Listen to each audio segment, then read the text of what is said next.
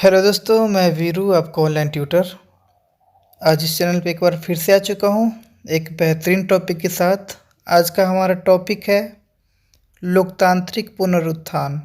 ये 12th class का political science का न्यू टॉपिक है और इस पर मैंने वीडियो बनाया हूँ। बहुत बेहतरीन टॉपिक है, इस बार आने की काफ़ी चांसेस है।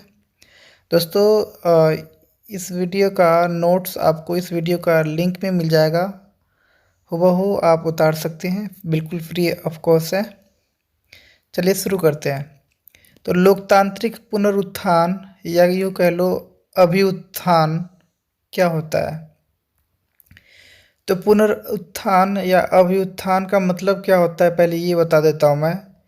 तो पुनरुत्थान का मतलब ये होता है कि किसी चीज़ में बहुत तेज़ी से वृद्धि होना ही पुनरुत्थान होता है। अब यहाँ पे क्वेश्चन है कि लोकतांत्रिक पुनरुत्थान क्या होता है। तो दोस्तों याद रखिएगा कि लोगों का भागीदारी देश के लोकतांत्रिक शासन में तेजी से जब बढ़ता है तो इसी को हम लोकतांत्रिक पुनरुत्थान या अभ्युत्थान कह देते हैं। भारत में भी लोकतांत्रिक पुनरुत्थान हुआ है, तो इसलिए क्वेश्चन आता है कि भारतीय लोकतांत्रिक पुनरुत्थान पर टिप्पणी कीजिए। तो भारतीय विचारकों ने आज़ादी से लेकर अब तक लोकतांत्रिक उत्थानों को 3 भागों में बांटा है। पहला लोकतांत्रिक उत्थान को 1950 के दशक से 1970 के दशक, लगभग 20 सालों के बीच में ये पहला लोकतांत्रिक अभ्युत्थान के बारे में बताया है। दूसरा अभ्युत्थान यानी पुनरुत्थान को 80 के दशक को बताया है और तीसरा लोकतांत्रिक अभ्युत्थान को 1990 के दशक में बताया है। तो बारी बारी से हम सभी लोकतांत्रिक पुनरुत्थान के बारे में पढ़ेंगे, अभय उत्थान के बारे में पढ़ेंगे। तो पहला लोकतांत्रिक अभ्युत्थान, जैसे कि मैंने पहले से ही बता दिया हूँ कि 1950 के दशक से 1970 के दशक में हुआ। दोस्तों पहले आपको याद होना चाहिए कि जब हमारे देश में चुनाव आयोग की स्थापना 1950 में हुआ था, तो 1950 में चुनाव आयोग की स्थापना हो जाने के बाद 1951 से 52 के बीच में ये हमारे देश में पहली बार केंद्र में लोकसभा का चुनाव करवाया जाता है, ताकि देश में एक मजबूत लोकतंत्र की स्थापना किया जा सके। और जब चुनाव करवाया जा रहा होता है लोकसभा का, तो पश्चिमी विचारकों का मानना होता है कि भारत में एक मजबूत लोकतंत्र की स्थापना संभव नहीं है, क्योंकि भारत में शहरीकरण नहीं है, औद्योगिकरण नहीं है, साक्षरता की दर है वो बहुत कम है और मीडिया का कमज़ोर होना, मीडिया का पहुंच ज़्यादा ऊंचा स्तर पर नहीं है। तो इसलिए भारत में लोकतांत्रिक व्यवस्था है वो सही से कामयाब नहीं हो पाएगा। लेकिन भारत में पहला आम चुनाव सकुशल करवा लिया गया और पहला आम चुनाव, जैसे कि मैंने बता दिया, 51 से 52 के बीच में हुआ। दूसरा आम चुनाव 1957 में, तीसरा आम चुनाव 1962 में और चौथा आम चुनाव 1967 में हुआ। और इन चारों आम चुनाव के बाद, मतलब इन्हीं सनों में, जैसे 52 में ही लोकसभा का चुनाव हो जाने के बाद विधानसभाओं का चुनाव हुआ। 57 में जब लोकसभा का चुनाव हो गया तो पूरे देश में विधानसभा का चुनाव हुआ। 62 और 67 में भी ऐसे ही हुआ कि भाई लोकसभा का पहले चुनाव हुआ और फिर उसके बाद देश भर में विधानसभा का चुनाव होता था। लेकिन पाँचवा आम चुनाव 4 साल के भीतर ही करवा दिया गया था, इसलिए पाँचवें आम चुनाव से लोकसभा और विधानसभा का चुनाव आगे पीछे होने लगा, अर्थात साल में अंतर हो गया।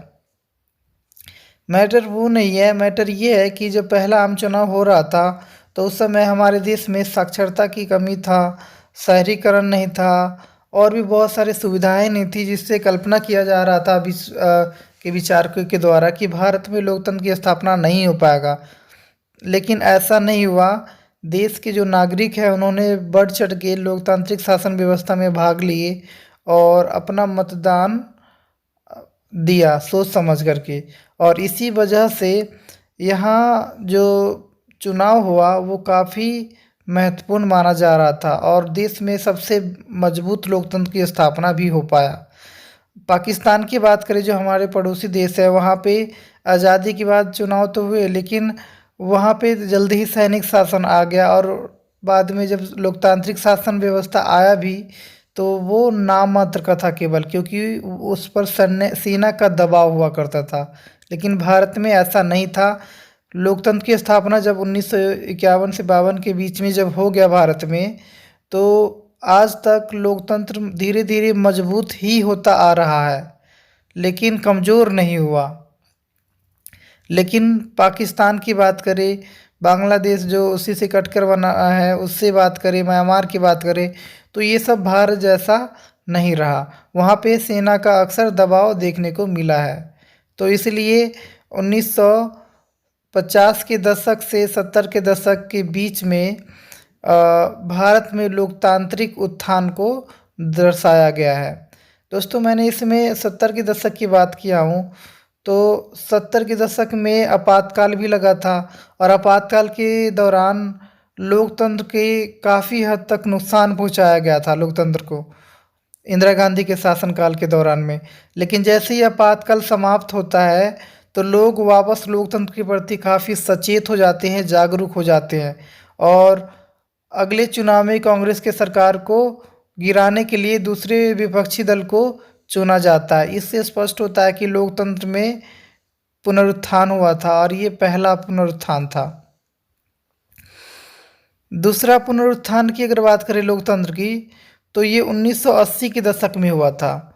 तो दोस्तों याद रखिएगा कि 1980 के दशक को लोकतांत्रिक उत्थान दूसरा क्यों कहा गया।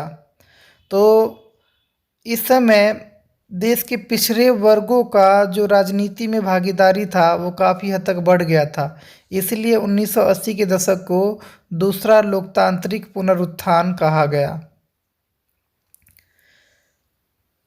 1989 की बात है। 1989 में मंडल आयोग ने सिफारिशें पेश किया था कि पिछड़े वर्गों को, मतलब अन्य पिछड़े वर्गों को सरकारी नौकरियों में और शैक्षणिक संस्थानों में 27% आरक्षण दिया जाए और ये 80 के दशक में इसे लागू कर दिया गया था, जिससे ओबीसी के जीवन स्तर में बहुत तेज़ी से सुधार आया और जिससे लोकतंत्र पर इस वर्ग का भरोसा और ज़्यादा बढ़ा।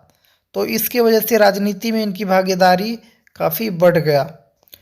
मंडल आयोग की सिफारिश की बात अभी चल रहा था, तो समझ लेते हैं। मंडल आयोग का गठन 79 में हुआ था, 1979, और इस आयोग का जो अध्यक्ष थे वो थे बिंदुश्री प्रसाद मंडल और इसने 1980 में अपनी सिफारिशें निम्नलिखित पेश किया था और पहला वो सिफारिश था कि ओबीसी को शैक्षणिक संस्थानों और सरकारी नौकरियों में 27% आरक्षण दिया जाए और दूसरा भूमि सुधार द्वारा ओबीसी की दशा में सुधार किया जाए। तो ये दो सिफारिशें थी बीपी मंडल का, बिंदुश्री प्रसाद मंडल का, और यह आयोग ओबीसी के हित के लिए सिफारिशें पेश किया, इसलिए इस आयोग को अन्य पिछड़ा वर्ग आयोग भी कहते हैं। दोस्तों, ओबीसी का मतलब समझ लीजिए अदर बैकवर्ड क्लासेस, अर्थात अन्य पिछड़ा वर्ग, और अन्य पिछड़ा वर्ग के लिए ये आयोग सिफारिशें पेश किया था, इसलिए इस आयोग को, मंडल आयोग को, अन्य पिछड़ा वर्ग आयोग भी हम कहते हैं। तो ये याद रखिएगा। तीसरा जो लोकतांत्रिक अभ्युत्थान है यानी कि पुनरुत्थान, वो 1990 को माना जाता है, 1990 के दशक को माना जाता है। तीसरा लोकतांत्रिक अभ्युत्थान इसे इसलिए कहा गया है क्योंकि 1990 के दशक में भारतीय शासन में कई ऐसे परिवर्तन आया जो लोकतांत्रिक शासन व्यवस्था को हर तरह से प्रभावित किया। जैसे कि 1991 की अगर बात करें तो 1991 में भारत ने एलपीजी अपनाया, अर्थात उदारीकरण निजीकरण और वैश्वीकरण अपनाया, जो पूंजीवादी व्यवस्था और बाजार मूलक अर्थव्यवस्था का एक प्रतीक है। और इससे देश के लोगों पर काफ़ी प्रभाव पड़ने वाला था। इसलिए देश के जो नागरिक हैं वो सजग हो गए लोकतांत्रिक व्यवस्था के प्रति, क्योंकि लोकतांत्रिक शासन व्यवस्था में अक्सर देखा गया है कि लोगों के अधिकारों की रक्षा सरकार करता तो ज़रूर है, लेकिन अगर सरकार के कार्यों पर निगरानी ना रखे तो उनके साथ अत्याचार भी होना शुरू हो जाता है। तो इसलिए लोग हैं काफ़ी सतर्क हो गए थे।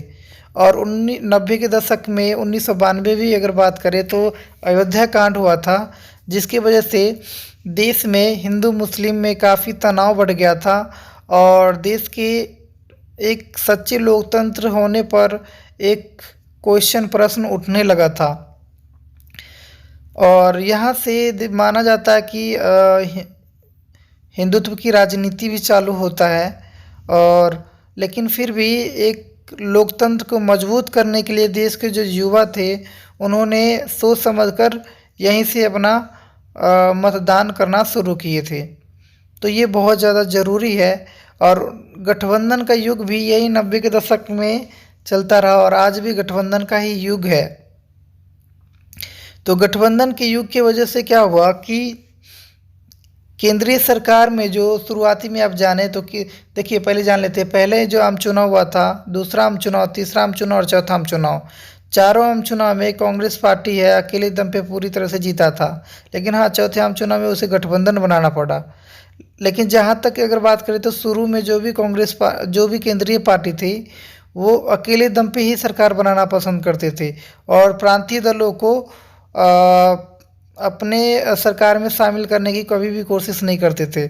लेकिन 90 के दशक में क्या हुआ कि केंद्रीय पार्टियों को स्पष्ट बहुमत मिलना बंद हो गया, जिसकी वजह से उनको केंद्रीय सरकार का गठन करने के लिए प्रांतीय दलों की मदद लेना ज़रूरी ही हो जाता था उनके लिए। तो इसलिए प्रांतीय दलों की भूमिका केंद्रीय सरकार में बढ़ गया था, क्योंकि प्रांतीय दलों के बिना केंद्रीय सरकार का गठन किया ही नहीं जा सकता था।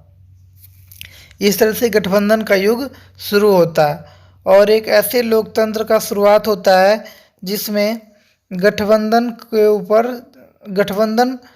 ऊपर ही सरकार बनता है।